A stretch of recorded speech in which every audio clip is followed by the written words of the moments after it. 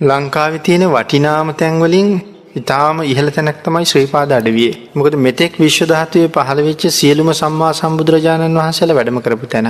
එතකොට කල්ප විනාශයෙන් පස්සේ මේ කල්පයේදී පහළ වෙච්ච බුදුරජාණන් වහන්සේලා සිව් නමයි. කකුසඳ, කොණාගම, ආශ්‍යප, ගෞතම කියන සම්මා සම්බුදුරජාණන් වහන්සේලා.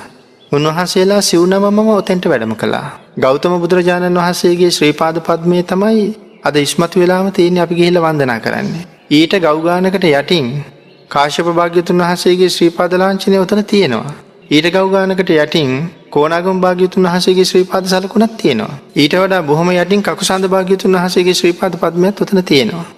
අනිත් එක තමයි ශ්‍රී පාදය කියලා කියන්නේ හරියට ලංකාවේ කේන්ද්‍රස්ථානය කියලා කිව්වොත් මං හිතනවා වැරදි නෑ කියලා. යම් කෙනෙක් මහා සමුද්‍රය හරහා ලංකාවට ළඟා වෙනවනම් හතර පැත්තෙන් කොයි පැත්තට ආවත් මහා මුහුදට ශ්‍රී පාදේ පේනවා. ලංකාවෙත් බොහෝ ප්‍රදේශවලට ශ්‍රී පාදේ පේනවා.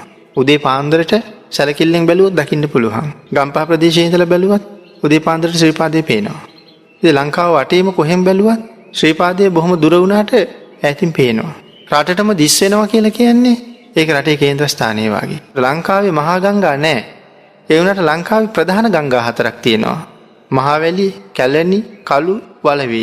මේ ගංගා හතරම ගලන්න පටන් ගන්නේ සමනල අඩවියේ ඉඳලා. මේ විශේෂ හාස්කම් වලින්, විශේෂ සිදුවීම් වලින්, සාමාන්‍ය කෙනෙකුට හිතා ගන්න බැරි දේවල් වලින් පොහොසත් ස්ථානයක්.